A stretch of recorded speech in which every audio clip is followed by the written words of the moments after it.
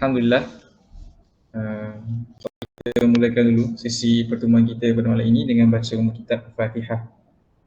Auzubillahi Bismillahirrahmanirrahim. Alhamdulillahirabbil alamin, arrahmanirrahim. Maliki yaumiddin, iyyaka na'budu wa iyyaka nasta'in. Ihdinas siratal mustaqim. Siratal ladzina an'amta 'alaihim ghairil maghdubi 'alaihim waladdallin. Amin. Alhamdulillah, tsumma alhamdulillah. Nahmaduhu wa nasta'inu wa nastaghfiruh. Wa na'udzu billahi min syururi anfusina wa min sayyiati a'malina. Man yahdihillahu fala mudilla lahu wa man yudlil fala hadiya lahu. Asyhadu an la ilaha illallah wahdahu la syarika lahu wa asyhadu anna Muhammadan abduhu wa rasuluh. Rabbi shrah li sadri wa yassir li amri wahlul 'uqdatam min lisani yafqahu qawli. Pertamanya kita panjatkan kesyukuranlah kepada Allah SWT kerana memberi kita ruang, peluang dan kesempatan lagi berkumpul pada malam ini untuk sama-sama kita meneruskan kan sesi pertemuan liqa' usaha kita ni lah, pertemuan-pertemuan mingguan kita ni, ataupun nama lain dia sebagai liqa' usbu'i, pertemuan mingguan, dengan harapan Allah SWT memberikan keberkatan dalam pertemuan-pertemuan ini dan adalah benefit dia kan, bukan sekadar kita meluangkan masa. Yang keduanya, kita panjatkan salawat salam kepada Nabi SAW, pada seluruh keluarga baginda, para sahabat, para tabi'in, tabi'in, dan orang-orang mengikuti mereka bi ihsan ila yaumil. Dalam ayat yang kita sering dibaca lah kalau kita nak mulakan kelas, mulakan pelajaran, sejak kecil lagi kita diajar baca Rabbi syrahli sadri wa yassir li amri wahlul 'uqdatam min lisani yafqahu qawli. Dulu abang tak tahu inilah ayat Quran. Maksudnya sebab doa ni kita hafal tanpa kita tahu pun ini adalah sebahagian daripada ayat Quran. Tapi bila kita harap baru sedar inilah ayat Quran sebenarnya.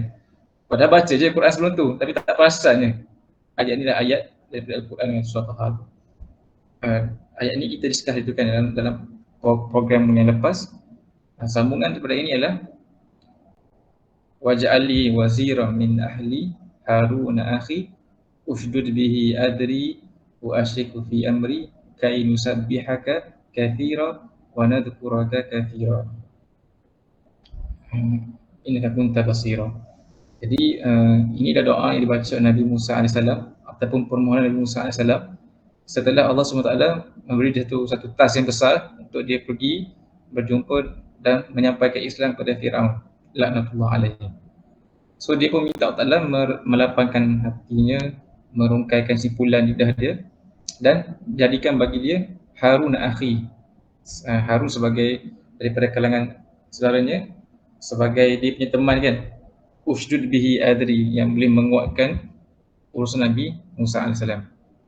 Wa asyriku fi amri, yang aku boleh bersyirk kat sini bukanlah mensyirik, bersyirkah adalah berkongsi musyarakah tu, bersyarikat kan, bersatulah. Wa syirk fi amri, dan on top of that dia minta kai nusabbihaka katsira wa nadhkuraka katsira kan, supaya juga kami boleh nusabbihaka, bertasbih kepada engkau dengan banyak, wa nadhkuraka katsira, dan sentiasa mengingati engkau. So Nabi Musa ni adalah satu contoh pengalaman seorang manusia yang begitu appreciate keberadaan seorang pembantu kan, seorang muslim lain, seorang mukmin dalam kehidupan dia. Sebab dia tak ada orang lain melainkan Nabi Harun saja. Okay. Kalau kita mungkin kita kurang appreciate sangatlah pertemuan macam ni, kawan-kawan ikhwah ke, sebab kita ada orang lain kan, kita ada mak kita yang muslim, kita ada lagi kawan-kawan sekolah pun taklah kena kafir. Tapi Nabi Musa dia sangat appreciate Nabi Harun, dan dia telah set satu definisi ataupun satu kriteria. Bila kita berkawan dengan seorang itu, antara tujuan pertemuan persahabatan itu adalah kai nusabbihaka katsira wa nazkuraka katsira kan, agar kami banyak bertasbih kepada engkau dan banyak mengingati engkau kan.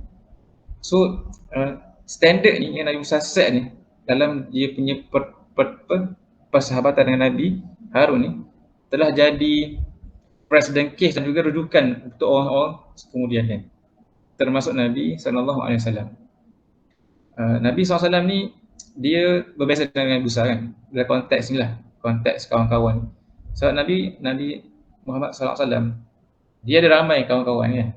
Dia ada family members yang support dia. Dan dia ada sebilangan besar sahabat yang kita baca lah sahabat-sahabat Nabi ni kan, yang berperang sama Nabi, sangat mati dengan Nabi.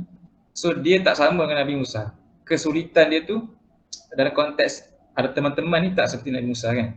Nabi Musa seorang je, Nabi Harun, dan Nabi sangatlah appreciate. So apa Nabi Musa apa sangat appreciate Nabi Harun ni, apa yang dia set dalam konteks hubungan dengan Nabi Harun ni, jadi contohlah pada Nabi kita juga SAW kan. So benda samalah daripada ayat yang kita baca ni. Kita harapkanlah pertemuan kita ni kan, kita kenal Syazwal, kenal Imran, kenal Fahim, kenal Ammar. Dia bukan sekadar kita kenal berada tempat, tapi hopefully kan pertemuan kita, persahabatan kita ni adanya elemen nusabbihaka katsira wa nazkuraka katsira kan. Kita harapkan pertemuan kita ni memberi antara buah-buahnya kita banyaklah bertasbih kepada Allah Ta'ala, banyak mengasihi Allah Ta'ala melalui persahabatan seperti inilah kan. Sebab generally kita ni memang berkawan dengan macam-macam orang lah dekat luar sana kan. Kawan dengan coursemate, classmate, deskmate ke, college mate ke, rakan sekerja sebagainya. Tapi mungkin tak semua itu asas dia ataupun tujuan dia tu untuk nusabbihaka katsira kan.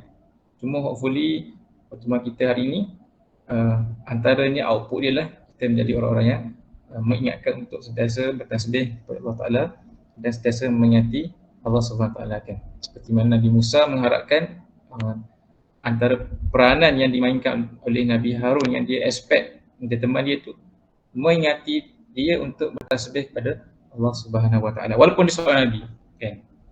Padahal dia seorang Nabi dan dia sedang berkomunikasi direct dengan Allah SWT dan dia sedang menerima arahan daripada Allah Ta'ala yang memang dia memerlukan pun dia tasbih dengan Allah Ta'ala kan. Sebab untuk dia deliver task dia tu memerlukan pun dia mempunyai hubungan yang kuat dengan Allah SWT, tapi still dia perlukan seorang lagi yang remind dia tentang perkara ni. So itulah antara benda yang kita harapkan lah daripada pertemuan-pertemuan minggu kita ni kan. Mungkin ada yang kita tak tahulah rasa jemu, rasa apa, dia jadi benda yang rutin, typical, stagnant. Tu sometimes kita akan tertanya kan, kenapa kita ada lagi pertemuan, apa benefit kita dapat. So benda-benda yang basic ni kita kena ingatkan lah kan. Kita bukan sekadar bertemu, bukan sekadar nak habiskan satu minggu satu bahan, bukan sekadar 9.30 masuk pukul 11 keluar tak kan. Kalau itu je kita dapat memang kita akan rasa problematik. Tapi yang kita sedang buat sekarang adalah bukan usrah kan. Dia abang saya tak sukalah sebut kita ada usrah tak mana ni, kita ada usrah tak mana ni kan. Usrah kita berapa, sebab ni bukan usrah. Inilah likok usrah tu. Maksudnya pertemuan bagi usrah tu.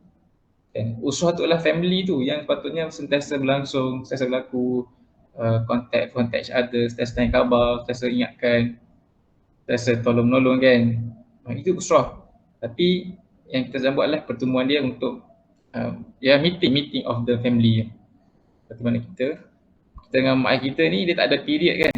Okey, waktu hari Sabtu malam mak jadi mak, ayah jadi ayah. Dia jadi anak. Habis je pukul 12 malam ni, okay, semua tak kenal each other, tak. Dia tak ada period mak dengan ayah tu hilang dia punya effectiveness tu, tak. Dia akan efektif sebagai mak ayah sepanjang masa kan. Cuma mungkin dalam family kita ada waktu kita bertemu formally kan. Contohnya waktu makan, okay, semua duduk sama-sama, bincang, share update. Bila balik kampung, duduk depan TV, discuss. Itulah pertemuan pada usrah kan, family. Tapi family tu sentiasa ongoing lah. So tu peringatan lah sesama. Yang pertama, yang keduanya alhamdulillah kita akan masuki Ramadan tak lama lagi kan, beberapa hari, 14 hari lagi, lebih kurang 2 minggu. So hopefully sesi ni jugalah menjadi tempat kita dapatkan booster untuk mulakan langkah-langkah awal Ramadan. Sebab ada langkah kita mungkin dah mula, ada yang belum mula, ada yang plan to start. So kat sini lah kita share semangat, share plan sama-sama. Hopefully kita boleh bergerak sama-sama ke depan insyaAllah. So Allah Alam, tu je nak share sikit lah sebagai intro pada hari ini. Abang akan share satu keratan buku lah, sebagai apa, bahan hari ini kan. Mungkin kita tak cover Al-Quran, tapi dalam bacaan kita nanti kita akan go through beberapa ayat Quran insya-Allah. Khabar Syazwan? Okey ke? Alhamdulillah. Macam mana? Okey exam hari tu? Result okey? Alhamdulillah. Gitu-gitu lah. Gitu tak apa. Okey nanti kalau nak share boleh PM tepi lah. Hmm. Amal okey Amal? First year degree macam mana okey? First year degree first sem kan? Alhamdulillah. Okey nak share apa tadi? Nak share apa lah? Nak share bahan tadi kan? Yang tak ada hari ni dengan kita Akrami, Adik dengan UAS lah. Selalu Imran kontak-kontak kalau ada khabar diorang boleh ada kau tahu.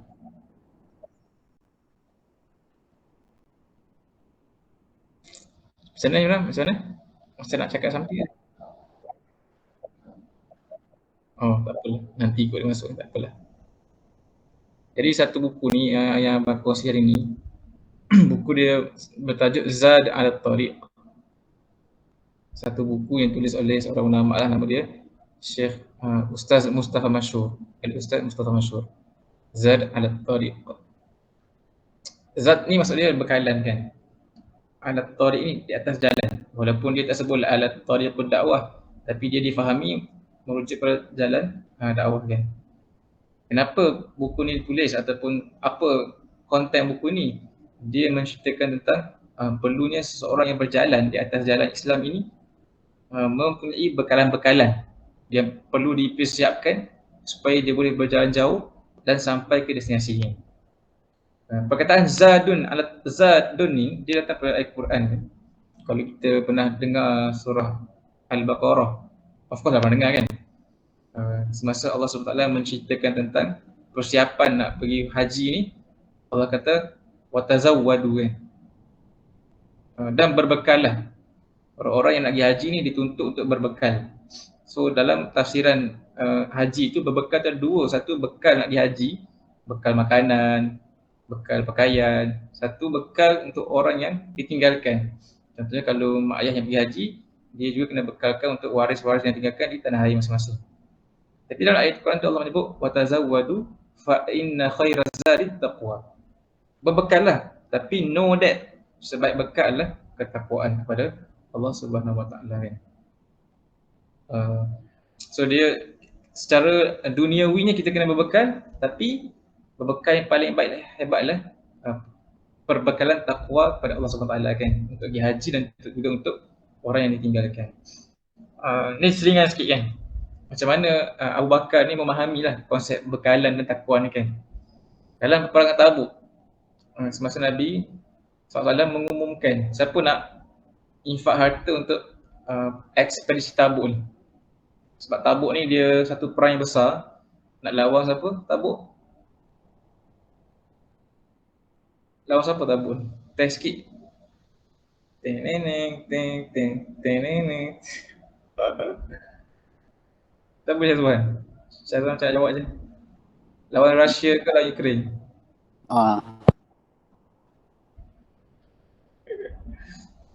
Tabuk ni lawan Rom lawan Rom.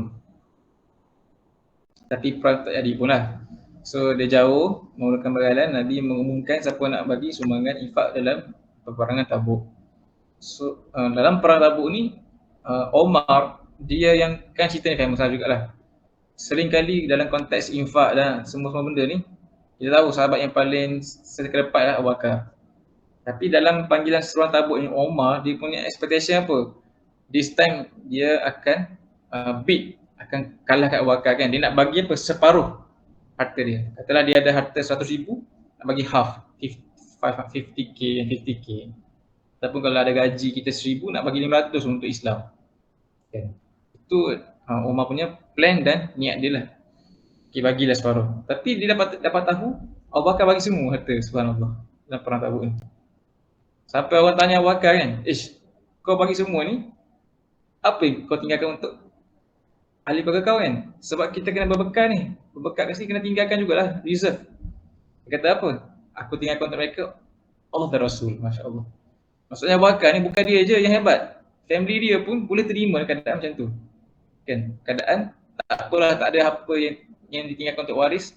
Yang penting sebab kita ni dah memahami cukuplah Allah dan Rasul bagi kita kan. So nak ceritalah, ada dua aspek kat sini perbekalan kan. Satu perbekalan duniawi yang betul juga, yang perlu. Yang kedua adalah bekal-bekal takwa itulah. Seperti mana saya sebut dalam surah Al-Baqarah tadi. So Dr. Mustafa Masyur ni ataupun Ustaz Mustafa Masyur ni tulis satu buku untuk kita ni mengambil berat tentang perbekalan kan. Zad ala tariq. Kita akan baca sikitlah pada malam ni insya-Allah kan.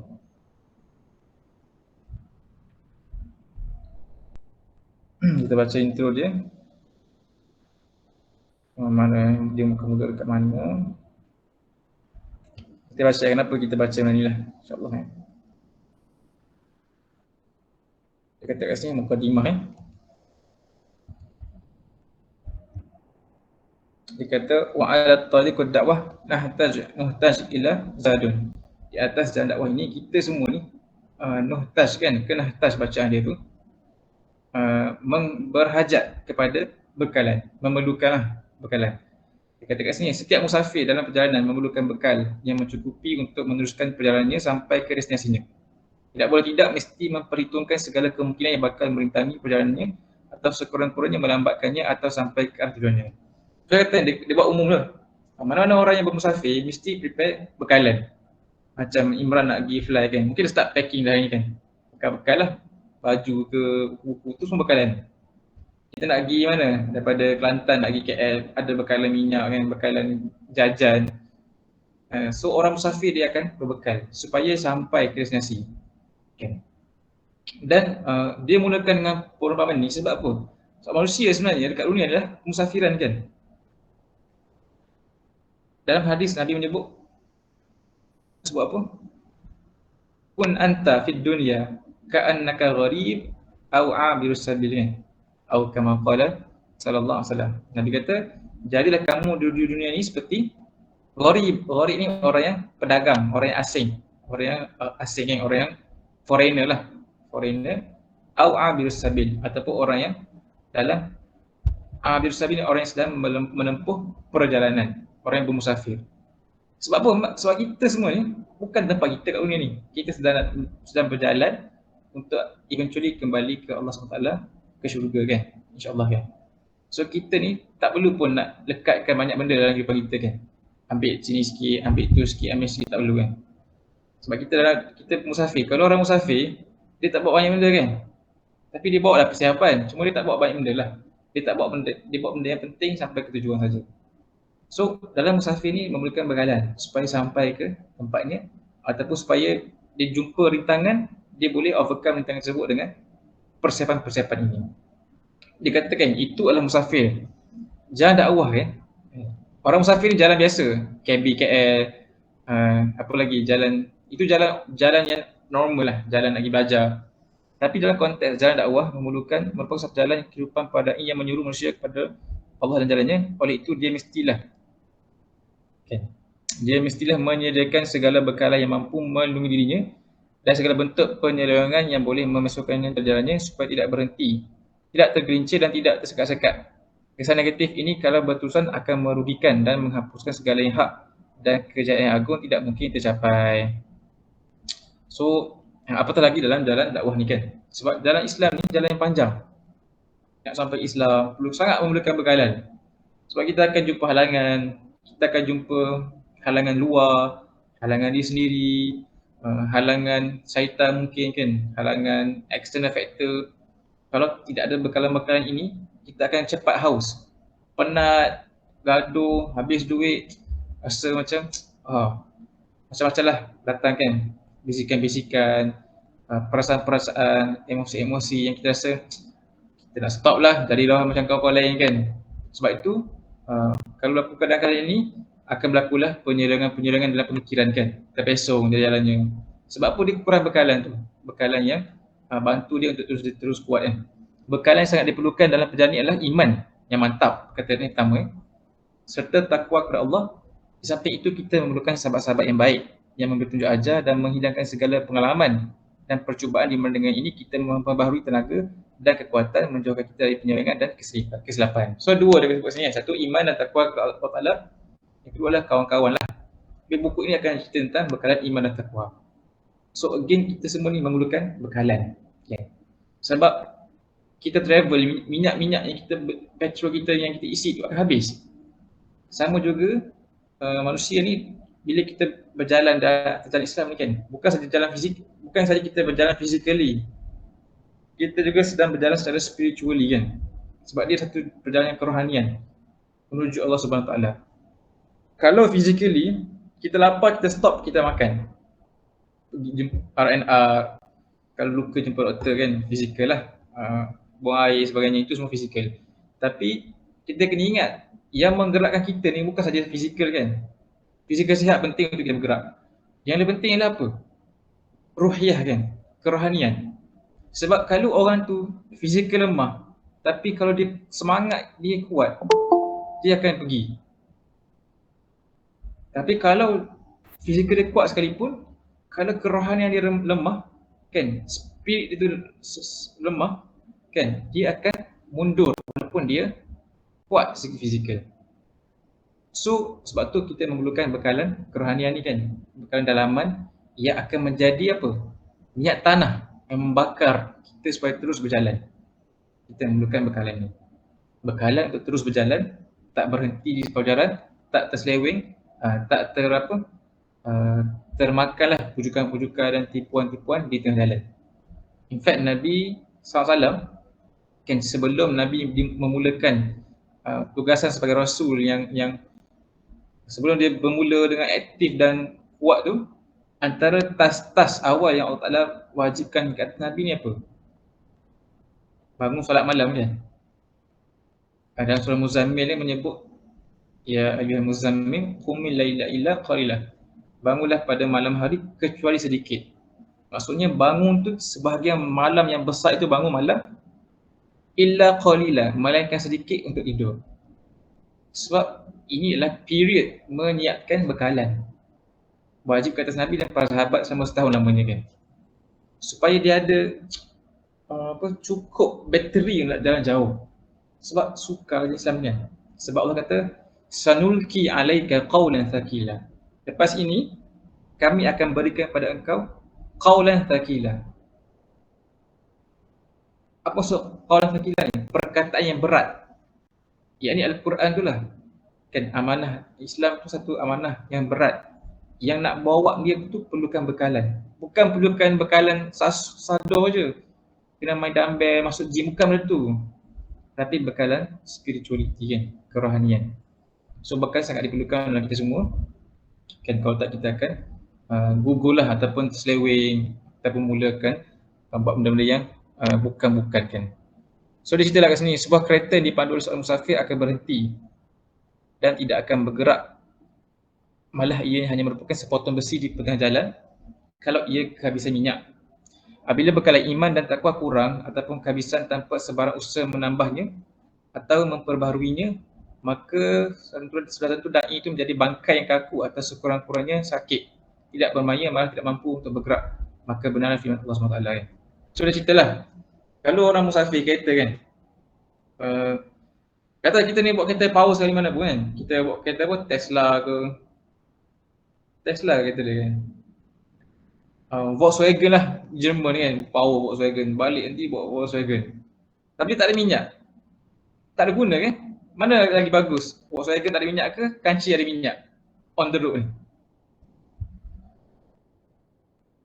Kalau abang Volkswagen kot, tak apa tak apa tak minyak pun asal ke Volkswagen kan. Yang penting lah yang boleh bergerak. Kanci lagi power kan, sebab ada minyak. Kalau Volkswagen tak ada minyak di tengah jalan tu, dia hanyalah potongan besi je. Kalau terbiar, dia akan berkarat, lama orang akan alih buang. Okay. Jadi pentinglah minyak tu.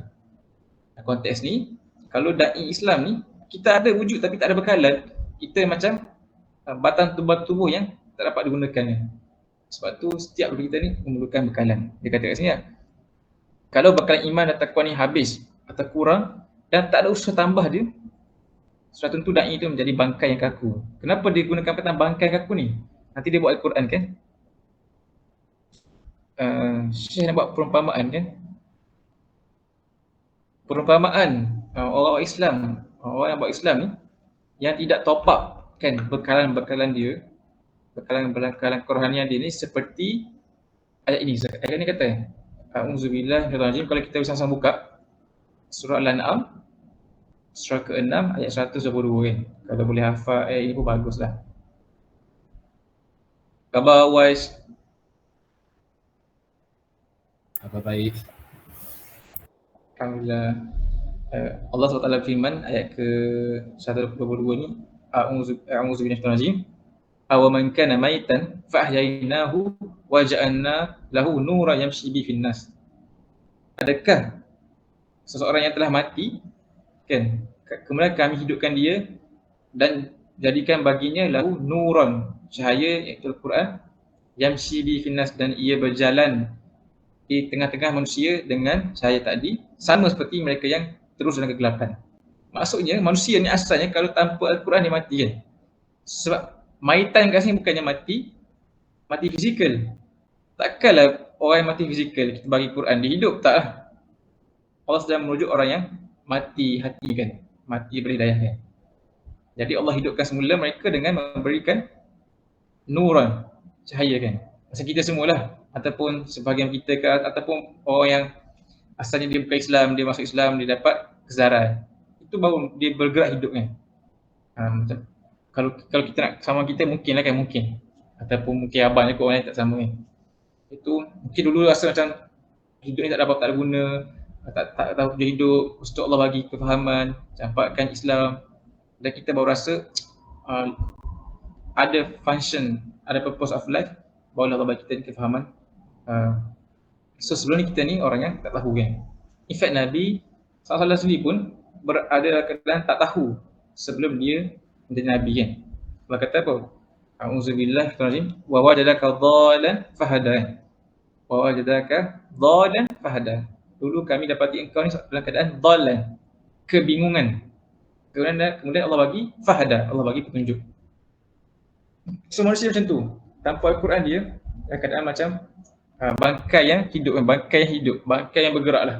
Tak ada purpose of life, tak ada tujuan, hidup untuk memenuhkan keinginan diri sendiri, tunggu masa untuk mati kan. Tapi tak sama dengan mereka-mereka yang Allah bagi bekalan-bekalan ataupun menghidupkan hati-hatinya dengan dan menjadikan baginya Al-Quran. So kat sini Al-Quran tu, nuran tu sebagai satu bekalan. Jadi sesiapa yang tidak menambah bekalan dia kurang, habis tak tambah, kemungkinan dia akan kembali menjadi maitan kan. Orang yang kembali matilah. Walaupun physically dia sedang hidup. Sebab itu betapa penting kita semua menambah bekalan. Wallahu alam, tu sedikit intro. Panjang lagi. Tentang bekalan inilah. Dia kata bekalan iman takwa kepada Allah itulah yang akan memancarkan segala mata air kebaikan dari hati seorang, melahirkan tenaga, memupuk ketinggian cita-cita, menambahkan keazaman, memudahkan segala gerakan, meringankan tarikan, melintas segala rintangan, menjauhi segala kesalahan dan menerangi segala petunjuk di sepanjang jalan. Puncak dari itu lahirlah kebenaran, keikhlasan, keazaman, ketahanan dan kadang-kadang menghasilkan peristiwa-peristiwa luar biasa dalam perjalanan. So dia kata bekalan inilah yang akan menjadi sumber kebaikan. Kalau kita banyak ada bekalan ini, kita akan sentiasa bertenaga buat benda baik. Kan? Kita akan sentiasa ada cita-cita tinggi, nak masuk syurga selalu. Kan? Bila kita kuat bekalan ni. Contohnya apa? Kita sering baca Quran, baca tentang ayat syurga. Kita akan kuat kecintaan pada syurga kan. Tapi kalau kita tinggalkan bekalan ni, asyik baca saham ke, baca berita je ke, baca kreko je ke kan. Benda-benda ni tak membawa kita kepada cita-cita syurga kan. Tapi baca Quran, baca hadis Nabi, kita teringat tentang syurga. Inilah bekalan.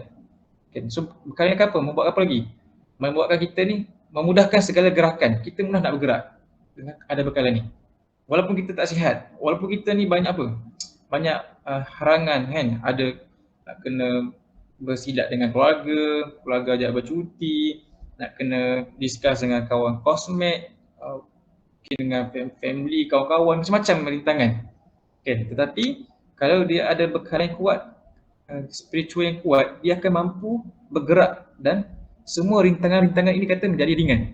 Sebab kuatnya semangat dia kan. Kuatnya bekalan dia. melintas segala tantangan, menjauhi segala kesalahan dan menerangi segala petunjuk jalan. Puncak dari itu lahirlah kebenaran, keikhlasan, kadang-kadang menghasilkan peristiwa-peristiwa luar biasa dalam perjalanan. So, dengan bekalan-bekalan ini, orang-orang yang berjalan di atas jalan Islam ini akan menghasilkan banyak peristiwa-peristiwa luar biasa. Maksudnya apa? Dia akan boleh jadi orang yang produktif dan banyak event-event luar biasa berlaku sebabkan mereka ni banyak bekalan. Contohnya apa yang berlaku di zaman para sahabat kan, radhiyallahu anhum ajma'in. Kerana kuatnya hubungan mereka dengan Allah SWT, banyaknya bekalan mereka ni banyak buat event full lah. Maksudnya sejarah hidup mereka sangat eventful. Eventful macam mana? Boleh kalahkan musuh-musuh yang sangat hebat kan.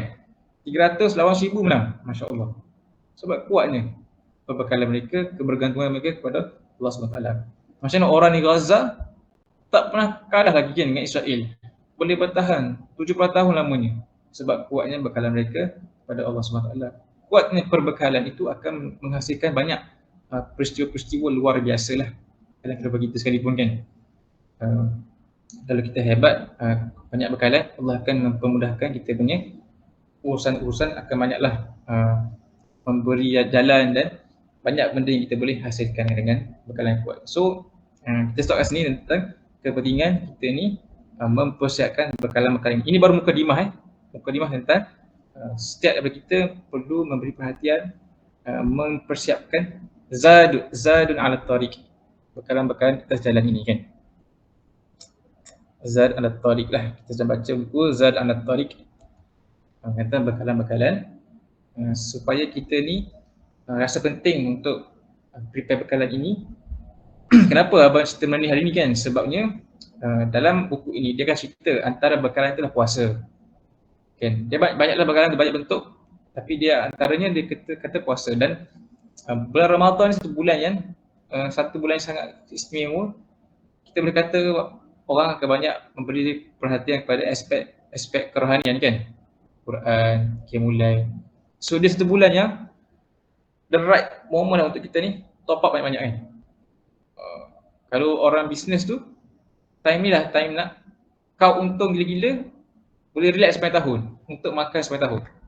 So mungkin bulan Ramadan ni bulan yang kita nak masuk dengan satu mindset, nak ambil sebanyak mungkin fadilat-fadilat Ramadan, okay, nak manfaatkan masa-masa dia, nak fullkan kita punya minyak supaya kita boleh terus kuat lah, dan Allah akan mudahkan kita punya langkah selepas ini. Sebab dia bulan yang semua orang nak kembali kepada Allah Ta'ala, semua orang nak dekat dengan masjid, dekat dengan Quran, puasa, jauhi maksiat, umpat. It's the right time kan untuk kita memperhebatkan bekalan-bekalan kita untuk menjadi seorang yang terus kuatlah di atas jalan Allah Subhanahu Wa Ta'ala. Nanti kalau masa kita akan sambunglah bacaan buku ini pada lain kali insya-Allah. Wallahu a'lam. Ada siapa nak share, nak tambah ataupun tanya ke?